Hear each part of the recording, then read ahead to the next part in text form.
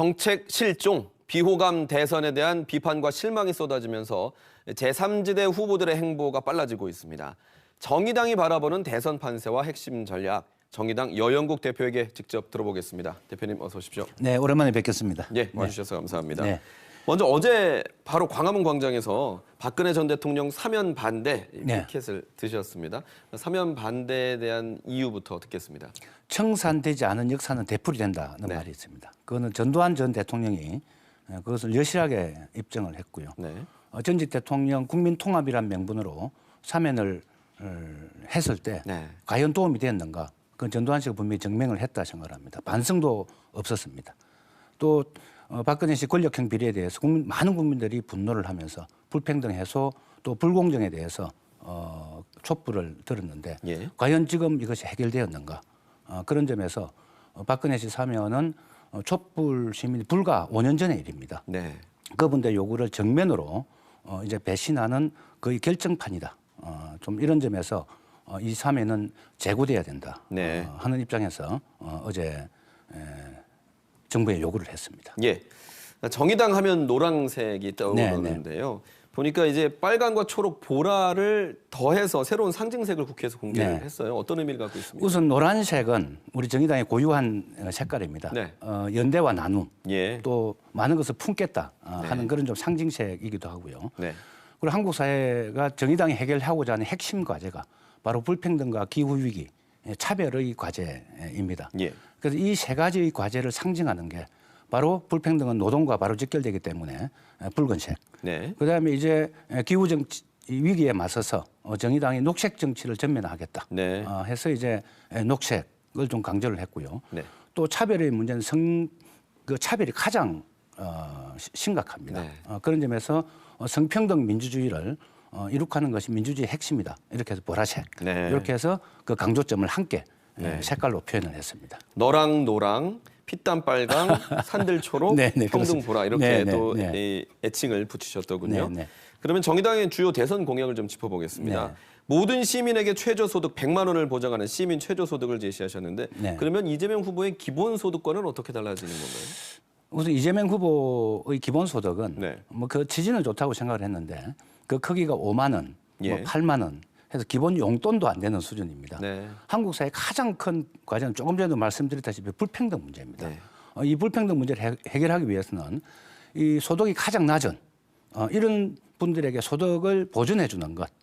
그래서 이제 이재명 씨의 기본소득하고는 질적으로 완전히 좀 다르고 또 하나는 돈이 없어서 일가족이 자살하는 기사가 가끔씩 나지 않습니까? 그래서 이제 국민들이 그런 이제 불행은 없도록 최저소득은 좀 보장해야 된다. 그래서 우리나라 평균소득이 예를 들어 200만 원이라면은 제가 이제 1인 가구가 혼자 일해서 120만 원 월급을 받으면 그 차액이 80만 원 나지 않습니까? 이 80만 원의 50%. 그러니까 40만 원을 보존해서 소득이 160만 원이 되도록 40만 원을 국가가 채워주는 거죠. 그러나 그 최저소득을 100만 원은 맞춰주겠다. 소득이 없는 사람도. 이것이 이제 불평등을 해소하기 위한 정의당의 국가 비전으로서 핵심적인 공약입니다. 우리가 아는 최저 시급에 이어서 이제 최저 소득까지 확장을 하시는 거군요. 그리고 부동산 문제를 좀 묻겠습니다. 민주당의 부동산 과세 후퇴를 규탄하는 기자회견을 열기도 하셨는데 정의당이 말하는 신토지 공개념은 무엇입니까? 우선 12월 7일 날 세계 불평등 연구소에서 불평등 지수를 발표를 했습니다. 대한민국의 상위 10%가 전체 부의 58.5%를 점하고 있습니다. 하위 50%가 5.6%를 점하고 있습니다. 그 차이가 무려 52배가 납니다. 바로 불평등의 가장 큰 영역이 바로 이 부동산 문제이고 우리나라 통계청에서 발표한 것도 상위 20%와 하위 20%의 차이가 166배가 자산 격차가 납니다. 세계 최고로 불평등이 벌어져 있습니다. 그래서 이 문제를 해결하기 위해서는 바로 토지의 문제, 바로 부동산의 문제를 해결하지 않으면 어렵다고 해서 이제는 특히 토지, 또 주택이나 부동산 등등이 더 이상 부를 축적하는 수단으로 사용되지 않도록 특히 토지는 철저하게 공적으로 관리되고 공적으로 공유돼야 된다. 그것은 우리 5천만 국민도 마찬가지고 미래 세대도 마찬가지고 바로 이제 그걸 하기 위해서 토지를 이용할 때는 초과 토지 이득세, 이득이 발생하면은 그렇게 해서 엄격하게 제한하고요. 그리고 이제 보유세를 강화해서 그 OECD 평균 보유세가 0.5%입니다. 네. 우리나라 1.76%입니다. 그래서 최소한 0.5%까지 맞추어서 이제는 그런 이 부동산이 부의 축적 수단이 되지 않도록 네. 그 개념을 명확히 하겠다 하는 것이 신토지공개념의 핵심 내용입니다. 알겠습니다. 다음 질문을 좀 드리겠습니다. 지역에 관련된 문제인데요.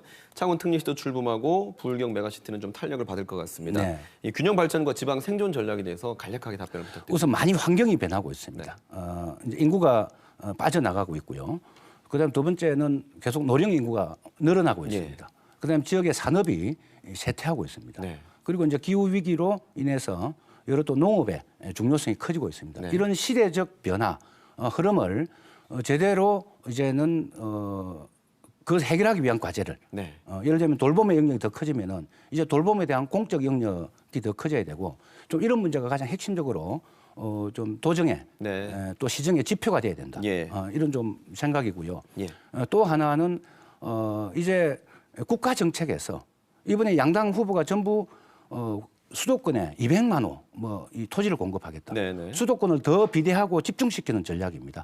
철저하게 인구도 규제하고 그리고 산업도 규제해서 지역의 균형 발전할 수 있도록 또 대학도 철저하게 좀 지역으로 분산해서 우리 지방 대학부 그 국공립 대학부터 무상교육을 해서 청년들이 빠져나가지 않도록 하는 뭐 이런 종합적 정책이 필요하다는 생각을 하고 있습니다. 알겠습니다.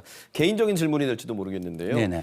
여인국 대표님 하면 경남 도의원으로 시작을 하셔서 국회의원까지 하시고 지금 이제 당 대표의 자리에 계십니다. 그렇다면 내년에 이제 대선 후에 지방선거가 열리는데 도지사 출마 혹시 생각이 있으신지요?